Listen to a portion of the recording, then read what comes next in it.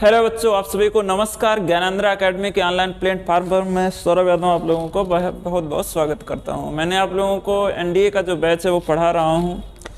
आपको मैंने मैथमेटिक्स के बहुत सारे टॉपिक पढ़ा दिए हैं, जिसमें ट्रिग्नोमेट्री है और अर्थमेटिक प्रोग्रेशन, ज्योमेट्रिक प्रोग्रेशन और आबी और सारणिक वगैरह मैंने पढ़ा दिया है। मैं फिजिक्स को बारी बारी से पढ़ा रहा हूँ। फिजिक्स के भी कुछ टॉपिक मैंने पढ़ा दिए हैं। आप लोग देखिए, जाके ज्ञानेंद्र एकेडमी में जाइए और उसको सब्सक्राइब कीजिए अगर ना किया हो, और उसमें देखिए आपको फिजिक्स के भी वीडियो आपको उपलब्ध हो जाएंगे। आज हम फिजिक्स का एक बेहतरीन टॉपिक पढ़ेंगे जो कि एयरफोर्स, नेवी और एनडीए में बहुत एक इम्पॉर्टेंट रहता है। उससे बहुत सारे क्वेश्चन भी पूछे जाते हैं। तो देखिए, आज हम फिजिक्स का एक बेहतरीन चैप्टर वेव पढ़ेंगे। क्या पढ़ने जा रहे हैं? वेव। आज हम लोग तरंग के बारे में जानेंगे। फिजिक्स का ही हमारा चैप्टर है ये, एक तरंग। तो सबसे पहले बात करेंगे कि तरंग होती क्या है, तरंग कहते किसे हैं, तरंग क्या चीज है ये। तो तरंग एक कोई भी माध्यम है, कोई भी माध्यम है हमारा। इस माध्यम में जो भी हमारा डिस्टर्ब उत्पन्न हो रहा है, जैसे हम बोल रहे हैं तो एक सराउंडिंग के अंतर्गत बोल रहे हैं, एक माध्यम में बोल रहे हैं, तो इस माध्यम में जो भी डिस्टर्ब उत्पन्न हो रहा है वो हमारा क्या है? तरंग है। हमने भले ही ध्वनि के माध्यम से इस कमरे के अंदर डिस्टर्ब उत्पन्न कर दिया, मैंने बोला है तो इस कमरे में कुछ शोरगुल हुआ, यानी इसमें डिस्टर्ब उत्पन्न हुआ। तो जब डिस्टर्ब उत्पन्न हो रहा है तो कुछ वेव के कारण होगा, उसी को जो माध्यम में जो डिस्टर्ब होगा उसी को हम लोग कह देंगे क्या? वेव। तो वेव को अगर हम परिभाषित करें तो हम ये सीधे सीधे ये कह देंगे, किसी माध्यम में उत्पन्न विक्षोभ हमारा क्या कहलाता है? तरंग कहलाता है। कोई ऐसे माध्यम है और इस पर अगर कोई डिस्टर्बेंस उत्पन्न हो गया, इसका क्या हो गया? कोई डिस्टरबेंस उत्पन्न हो गया, तो हम क्या बोल देंगे? यहाँ पर तरंग उत्पन्न हो गई। जैसे जैसे यहाँ पर जैसे कोई तालाब होता है, हम तालाब में क्या पत्थर फेंक देते हैं, तो तालाब में जो पत्थर फेंकते हैं तो पानी जो होता है तालाब के किनारों की ओर भागता है। पानी जो होता है तालाब के किनारों की ओर भागता है और ऐसे लगता है कि पानी बाहर की ओर जा रहा है। और फिर जहां से हमने पत्थर मारा तो फिर वो तालाब से की ओर पानी गया और फिर वही पानी जहां पे पत्थर मारा उस तरफ भी आता है, यानी एक तरंग के रूप में आगे की ओर और पीछे की ओर बढ़ता जाता है। तो वो वहां पर हमें तालाब में डिस्टर्ब उत्पन्न हो गया तो हम क्या बोलेंगे? वहां पर तरंग उत्पन्न हो गई। तो अगर हम तरंग को परिभाषित करें तो हम सीधे सीधे यही कह देंगे कि किसी भी माध्यम में उत्पन्न विक्षोभ जो है वो तरंग कहलाएगा। अब तरंग के बारे में और जानकारी हम करते हैं। हमने तरंग को समझ लिया क्या, कि किसी माध्यम में उत्पन्न विक्षोभ क्या कहलाता है? तरंग कहलाता है। तरंग दो प्रकार की होती है। तरंग के कितने प्रकार होते हैं? दो प्रकार। पहला जो होता है वो हमारा होता है मैकेनिकल वेव, जिसको बोलते हैं हिंदी में बोलते हैं इसको क्या? यांत्रिक तरंग। यानी क्या बोलेंगे इसको? Mechanical wave. Mechanical wave. और दूसरी हमारी होती है वैद्युत चुंबकीय तरंग।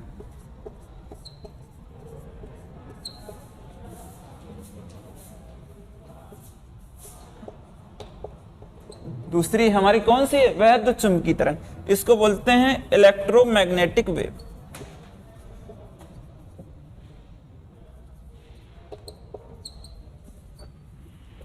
तो हमने क्या जाना? हमने कहा कि हम आपको तरंग टॉपिक पढ़ा रहे हैं। हमने बताया कि तरंग है किसी माध्यम में अगर कोई विक्षोभ उत्पन्न हो रहा है तो उसको हम क्या बोलेंगे? तरंग है। तरंग दो प्रकार के होते हैं। तरंग दो प्रकार की होती है। पहली होती है हमारी यांत्रिक तरंग और दूसरी होती है हमारी वैद्युत चुंबकीय तरंग। अगर आपसे कोई पूछ ले कि भैया तरंग के कितने प्रकार होते हैं, तो आप सीधे सीधे बोलोगे दो प्रकार होते हैं। कौन कौन से? एक मैकेनिकल वेव्स और दूसरा इलेक्ट्रोमैकेनिकल वेव। अब इसको बारी बारी से इसका हम अध्ययन करेंगे कि हमारी मैकेनिकल वेव क्या होती है। ये तो अलग से ही हमारा टॉपिक है पूरा, वैद्युत चुंबकीय तरंग। तो इसके बारे में अध्ययन न करके आज हम सिर्फ मैकेनिकल वेव्स के बारे में जानेंगे। इसके क्या पार्ट होते हैं, इससे किस प्रकार के क्वेश्चन बनते हैं, हर चीज समझेंगे। बस तरंग का एक पार्ट है, कौन सा हमने फर्स्ट लिया? पहला पार्ट है हमारा यांत्रिक तरंग। और इसको क्या बोलते हैं? मैकेनिकल वेव बोलेंगे। मैकेनिकल वेव क्या होता है हमारा? मैकेनिकल वेव्स यानी यांत्रिक तरंग किसे कहते हैं? यांत्रिक तरंग वे तरंगे होती हैं जिनके चलने के लिए माध्यम की जरूरत होती है। यानी हम वातावरण, जिस वातावरण में है, यहाँ पर जो भी तरंग हमें दिखाई दे रही है सब यांत्रिक तरंग है, क्योंकि ये बिना माध्यम के नहीं चल सकती, इनके लिए माध्यम जरूरी है, यानी ताप, दाब, आयतन, ये सारी चीजें जरूरी होती हैं, वायु वगैरह, इसलिए इसको यांत्रिक तरंग कहते हैं। यानी वे तरंग जिनके चलने के लिए माध्यम की आवश्यकता होती है, जिनमें माध्यम है, वो यांत्रिक तरंग है। क्या ऐसी भी तरंगें होती हैं जिनमें माध्यम की आवश्यकता नहीं होती? हाँ होती हैं, उन्हें ही हम कहते हैं वैद्युत चुंबकीय तरंग। ये प्रकाश तरंगे हैं, यहाँ पर कहाँ माध्यम है? ऊपर माध्यम तो नहीं है ना, तो ये कैसी तरंग है? कैसी तरंग है? प्रकाश तरंग। ये हमारी वैद्युत चुंबकीय तरंग है। जैसे हमारी रेडियो तरंग है, ये कैसी तरंग है? ये भी हमारी वैद्युत चुंबकीय तरंग, चूंकि इसके भी चलने के लिए कोई माध्यम की आवश्यकता नहीं होती। तो यांत्रिक तरंग की बात करें तो वे तरंगे जिनके चलने के लिए किसकी आवश्यकता होती है? माध्यम की आवश्यकता होती है। इनके संचरण के लिए किसकी आवश्यकता होती है? माध्यम की आवश्यकता होती है। यानी इसका जो मीडियम है वो नेसेसरी होना चाहिए। बिना मीडियम के ये तरंगे, यानी वे ये जो मैकेनिकल वेव से ये संचरित नहीं होंगी। यानी वे तरंगे जिनके लिए माध्यम की आवश्यकता होगी वो हमारी कैसी तरंगे हैं? यांत्रिक तरंगे। बहुत सारे एग्जाम्पल बन सकते हैं यांत्रिक तरंग में। आप कहोगे कौन सी एग्जाम्पल हमें बता दो। जैसे हमने कह दिया ध्वनि तरंगे, जैसे हमने क्या कह दिया? ध्वनि तरंगे। ये क्या है? Sound wave. ये कैसी तरंगे हैं? यांत्रिक तरंगे हैं। कैसी तरंगे? हम जो बोल रहे हैं ये तरंगे कौन सी है? ध्वनि तरंगे तो हैं, हम बोल रहे हैं तो तरंग उत्पन्न हो रही है, लेकिन कौन सी तरंगे? ध्वनि तरंगे। और ध्वनि तरंग में कौन सी, किसका पार्ट आता है? यांत्रिक तरंग का। जैसे हमने कह दिया जल के पृष्ठ पर उत्पन्न तरंगे, जल के पृष्ठ पर उत्पन्न तरंगे, बांसुरी से उत्पन्न तरंगे, है ना, जल के पृष्ठ पर बहुत सारे हैं, स्प्रिंग में उत्पन्न तरंगे, ये सारी क्या है? यांत्रिक तरंगे। यानी वे तरंगे जिनके चलने के लिए माध्यम की आवश्यकता होती है उन्हें हम यांत्रिक तरंगे कहते हैं। ये हो गई हमारी यांत्रिक तरंग। आगे हमने लिखाया था वैद्युत चुंबकीय तरंगे, तो वो सिर्फ समझ लो कि वे तरंगे जिनके चलने के लिए माध्यम की आवश्यकता नहीं होती है वो हमारी वैद्युत चुंबकीय तरंगे कहलाती हैं। जैसे हमने बताया, जैसे हमारी रेडियो तरंगे हैं, रेडियो तरंगों के लिए कोई माध्यम नहीं होता, कहीं से भी आ जाएंगी। जैसे हमारी प्रकाश तरंगे हैं, ये भी हमारी कैसी तरंगे? वैद्युत चुंबकीय तरंगे हैं। अब हम लोग पढ़ेंगे यांत्रिक तरंगे। हमने समझ लिया कि यांत्रिक तरंग होती क्या है, वे तरंगे जिनके चलने के लिए माध्यम की आवश्यकता होती है वो सब यांत्रिक तरंगे। अब इसके दो पार्ट बने। अब इसके कौन से दो पार्ट बने? जिन नामों से आप लोग बहुत ज्यादा परिचित हैं। पहला हमारा बना अनुप्रस्थ तरंग और दूसरा बना अनुदैर्घ्य तरंग। किसका पार्ट है? यांत्रिक तरंग का पार्ट है। पहला हमारा पार्ट जो है इसका वो है अनुप्रस्थ तरंग, और दूसरा जो पार्ट है हमारा वो है इसका क्या? अनुदैर्घ्य तरंग। ये है हमारा ट्रांसवर्वर वेव, ट्रांसवर्व वेव, और इसको बोलते हैं लॉन्गिट्यूडिनल वेव।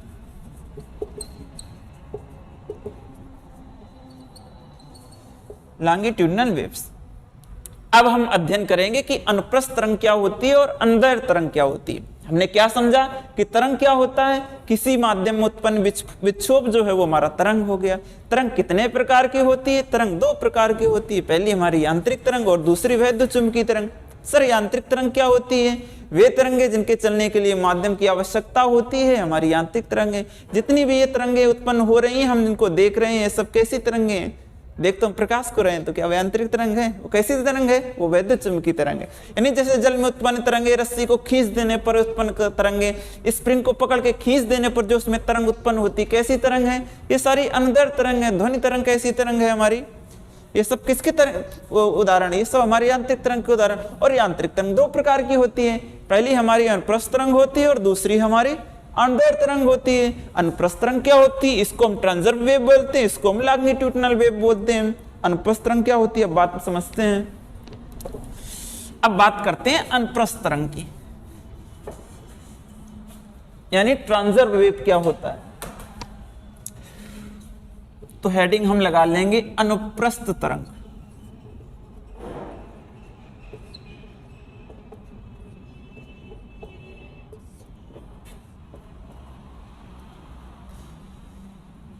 Transverse waves.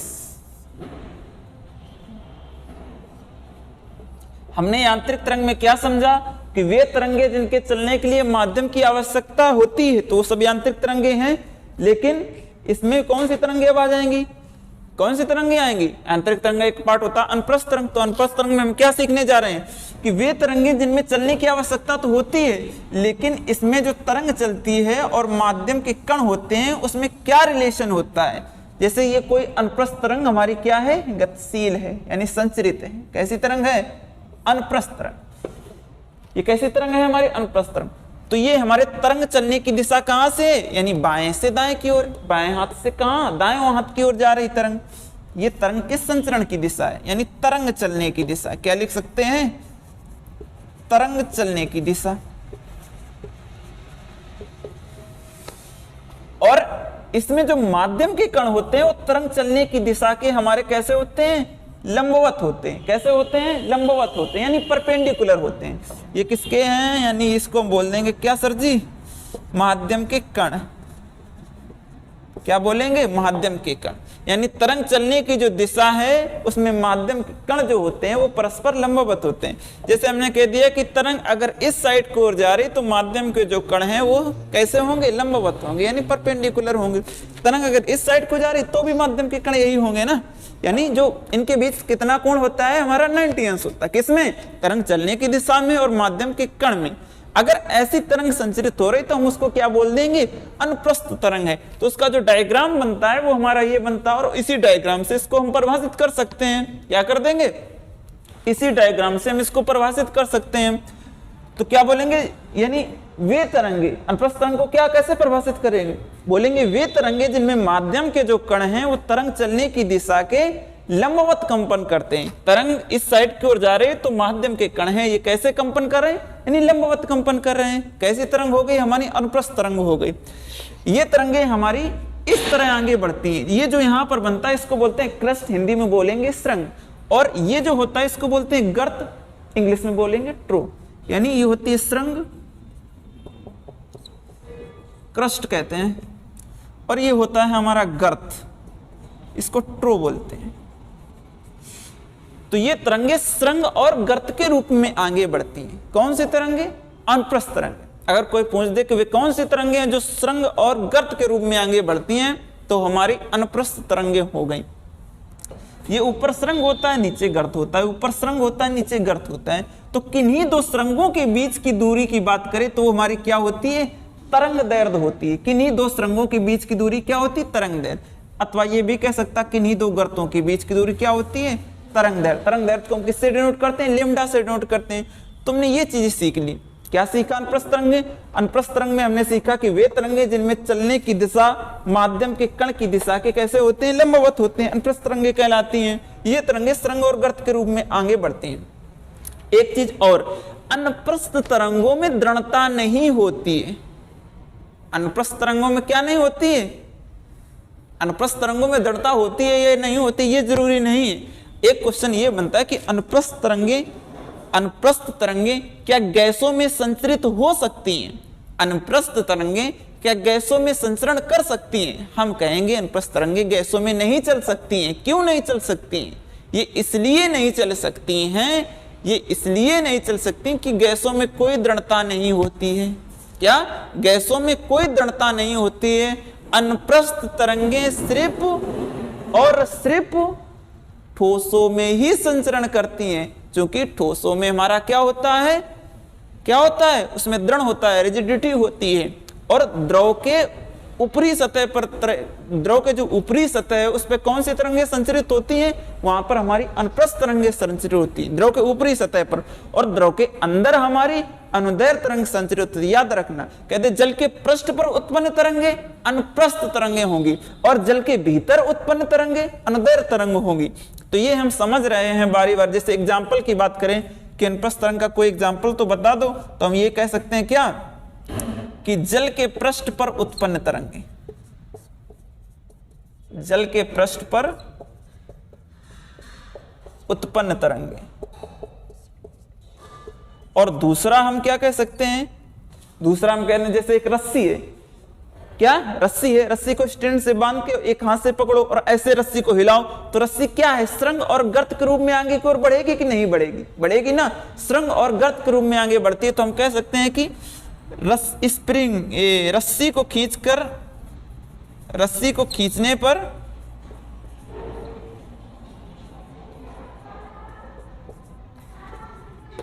उसमें उत्पन्न तरंगे, है ना। कोई रस्सी को स्टैंड से बांध दो और बांध के एक हाथ से ऐसे रस्सी को हिलाओ, तो उस रस्सी में जो भी तरंगे हमारी उत्पन्न हो रहे हैं वो कैसी है, हमारी कैसी तरंग हैं, अनुप्रस्थ तरंग होंगे। तो ये हमने समझ लिया क्या होती है अनुप्रस्थ तरंगे। ये तरंगे सुरंग और गर्त के रूप में आगे बढ़ती हैं हमारी, ये हमने सीख लिया। अब हम इसके आगे पढ़ेंगे क्या, अनुदैर्घ्य तरंग। क्या पढ़ेंगे इसके आगे, इसके आगे जी पढ़ेंगे हम लोग अनुदैर्घ्य तरंग। अनुप्रस्थ तरंग क्या सीखी कि वे तरंगे जिनमें माध्यम के कण तरंग चलने की दिशा के लंबवत कंपन करते हैं, हमारी अनुप्रस्थ तरंग हो गई, यानी ट्रांसवर्स वेव हो गई। और दूसरी हम बात करेंगे, दूसरी हम बात कर रहे किसकी, दूसरी हम बात कर रहे हैं अनुदैर्घ्य तरंग की।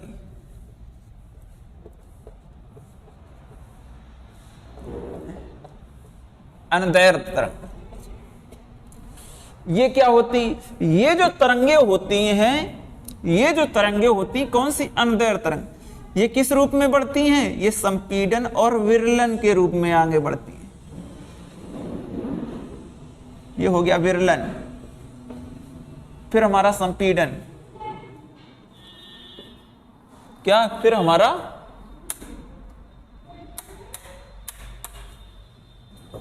हमारा संपीडन हो गया ये, और इसके बाद ये फिर विरलन हो गया। तो ये कौन सी तरंगे हम दर्शा रहे, अनुदैर्घ्य तरंग को दर्शा रहे। ये इसके अगर चलने की दिशा है, ये क्या है, तरंग चलने की दिशा।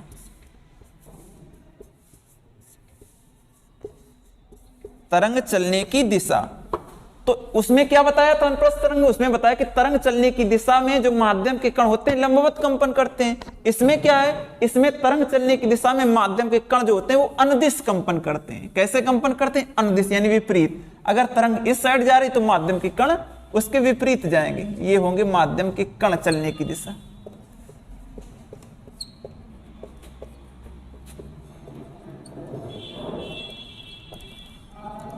इसका ये डायग्राम, इसको क्या बोलेंगे, इसको बोलेंगे संपीडन यानी कंप्रेशन, और इसको क्या बोलेंगे, इसको बोलेंगे विरलन यानी रेयरफेक्शन इसको बोलेंगे। तो क्या समझे कि जो अनुप्रस्थ तरंगे होती हैं वो तो हमारे एक सुरंग और गर्त के रूप में आगे बढ़ती हैं, यानी क्रस्ट और ट्रो के रूप में आगे बढ़ती हैं। लेकिन जो अनुदैर्घ्य तरंगे होती हैं, जो हमारी लॉन्गिट्यूडिनल वेव होती हैं, जो हमारी कैसी वेव है, लॉन्गिट्यूडिनल वेव है, जो हमारी लॉन्गिट्यूडिनल वेव है, ये हमारे जो तरंग चलने की दिशा है और माध्यम के जो कण हैं एक दूसरे के विपरीत हैं। और ये भी हम कह सकते हैं कि जो लॉन्गिट्यूडिनल वेव है, इनके जो संचरण की दिशा है, जो ये संचरण करते हैं, ये हमारे रेयरफेक्शन और कंप्रेशन के रूप में करते हैं, यानी संपीडन और विरलन के रूप में आगे बढ़ते हैं। जैसे कोई स्प्रिंग है, आपने स्प्रिंग देखी, आप स्प्रिंग को पकड़ के खींच दो, पहले क्या, स्प्रिंग को पकड़ के खींच दो, इसके बाद स्प्रिंग को छोड़ दो। पहले स्प्रिंग को पकड़ के खींच दो, इसके बाद स्प्रिंग को छोड़ दो, तो स्प्रिंग पास पास आएगी और दूर दूर जाएगी। क्या होगा, स्प्रिंग पास पास आएगी और दूर दूर जाएगी। तो जो पास पास आएगा उसको क्या बोलेंगे, उसको बोलेंगे संपीडन यानी कंप्रेशन। जब स्प्रिंग दूर दूर जाएगी तो उसको बोलेंगे क्या, रेयरफेक्शन, उसको बोलते हैं हम लोग विरलन। और जो पास पास आएगी उसको बोलेंगे हम संपीडन। तो क्या बोलेंगे कि जो अनुदैर्घ्य तरंगे हैं ये हमारे संपीडन और विरलन के रूप में आगे बढ़ती हैं।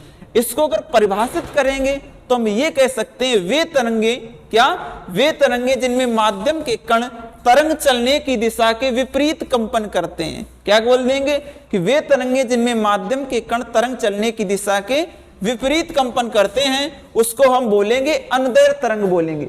ये तरंगे हमारे संपीडन और विरलन के रूप में आगे बढ़ती हैं। जैसे उसमें हमने सीखा था कि किन्हीं दो सुरंगों के बीच की दूरी तरंग दैर्घ्य होती है, और इसमें हम ये सीखेंगे किन्हीं दो संपीडनों के बीच की दूरी, किन्हीं दो संपीडनों के बीच की दूरी क्या होगी, तरंग दैर्घ्य, और किन्हीं दो विरलनों के बीच की दूरी क्या होगी, तरंग दैर्ध्य लेमडा। लेकिन अगर एक संपीड़न और विरलन की यानी जस्ट तुरंत बाद संपीड़न के बाद विरलन है, तो संपीड़न से विरलन के बीच की दूरी की बात करें उसको बोलेंगे तरंग दैर्ध्य का हाफ, यानी लेमडा बाई 2 बोलेंगे उसको। क्या बोलेंगे जी? लेमडा बाई 2 बोलेंगे। ये हमारा हो गया क्या? Longitudinal wave. और वो क्या थी हमारी? क्या थी? Transverse wave. तो इसके अगर एग्जांपल की बात करें, इसके अगर एग्जांपल की बात करें तो पहला एग्जांपल जो बहुत इंपॉर्टेंट है, इसलिए इसको हम रेड कलर से लिख रहे हैं कि खतरा है सर जी। क्या है? ध्वनि तरंग।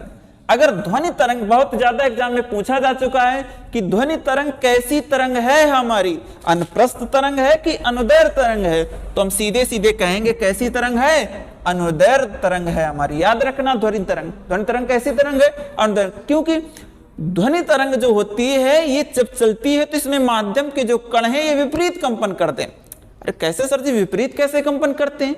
जैसे हम बोल रहे हैं लेकिन एक स्थिति ऐसी आएगी कि आगे तक आवाज नहीं सुनाई देगी। अब ऐसा तो है ना कि हर जगह मेरी आवाज जा रही है, एक रूम तक है, रूम के बाहर जाओगे नहीं सुनाई देगी। क्यों नहीं सुनाई देगी? सुनाई इसलिए नहीं देगी कि जो हमारी तरंग है, जो हमारे बोलने की शैली है, जो हमारी आवाज है, इसमें जो माध्यम के कण हैं ये इस आवाज का यानी इस साउंड का विरोध कर रहे हैं, इस ध्वनि का विरोध कर रहे हैं। तो वही तो हम अनुदैर्ध्य तरंग में समझते हैं कि माध्यम के जो कण हैं वो तरंग चलने की दिशा के विपरीत कंपन करते हैं। ये हमारे आवाज को रोक रहे हैं कि भैया और आगे नहीं जाने देंगे।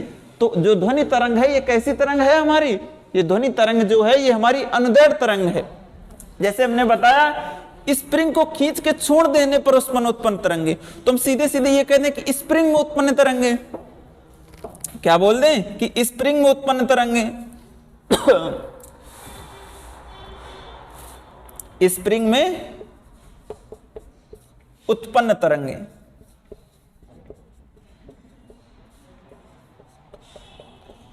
स्प्रिंग में उत्पन्न तरंगे कौन सी तरंगे होंगी? ये भी हमारी अनुदैर्ध्य तरंग ही होगी। तो ठीक है, आपने क्या समझा? तरंग के बारे में समझा। क्या समझा आपने? तरंग के बारे में समझा।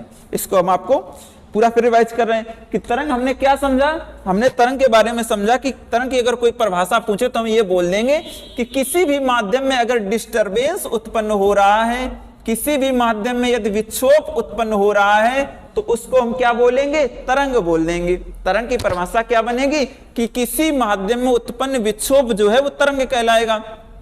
तरंग दो प्रकार की होती है। पहले हमने बताई थी आपको, पहली कौन सी बताई? पहले हमने बताई आपको मैकेनिकल वेव, और दूसरी हमने बताई आपको इलेक्ट्रोमैग्नेटिक वेव। पहले हमने मैकेनिकल वेव बताई, दूसरी इलेक्ट्रो। तरंग दो प्रकार की होती है, यानी यांत्रिक तरंग और दूसरी वैद्युत चुंबकीय तरंग। और यांत्रिक तरंग के दो पार्ट होते हैं, पहला अनुप्रस्थ तरंग और दूसरा हमारा अनुदैर्ध्य तरंग। अनुप्रस्थ तरंग में क्या सीखा? कि वे तरंगे जिनमें माध्यम के कण तरंग चलने की दिशा के लंबवत कंपन करते हैं, ये तरंगे हमारे सुरंग और गर्त के रूप में आगे बढ़ती हैं।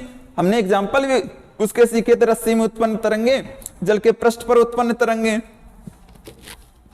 फिर इसके बाद हमने अनुदैर्ध्य तरंग बन चुकी। यांत्रिक के दो को पार्ट है, एक अनुप्रस्थ और अनुदैर्ध्य। ये तरंगे हमारे संपीड़न और विरलन के रूप में आगे बढ़ती हैं, कंप्रेशन और रेयरफेक्शन में। इसके जो माध्यम के कण है तरंग चलने की दिशा के विपरीत कंपन करते हैं। इसका जो एग्जांपल हमने मोस्ट इंपॉर्टेंट बताया क्या? ध्वनि तरंग और स्प्रिंग में उत्पन्न तरंगे और जल के भीतर उत्पन्न तरंगे, यानी बहुत सारे एग्जाम्पल बन सकते हैं। तो ठीक है, मैं उम्मीद करता हूं कि आप लोगों को ये चीजें, ये टॉपिक समझ में आया होगा। अब इसके आगे और बढ़ेंगे, अगले दिन इसके आगे और बढ़ेंगे, क्योंकि इस टॉपिक के बारे में सारी जानकारी हमें देनी है। अभी तो बेसिक ही बना है इसका, इसके बारे में और पढ़ाएंगे, यानी नेक्स्ट वीडियो में हम बताएंगे। तो आप लोग इसको सब्सक्राइब कीजिए, चैनल को ज्यादा से ज्यादा शेयर कीजिए, और आपको जो चीज ना समझ में आ रही हो तो आप कमेंट बॉक्स में नीचे लिख दीजिए। ठीक बच्चों, नमस्कार।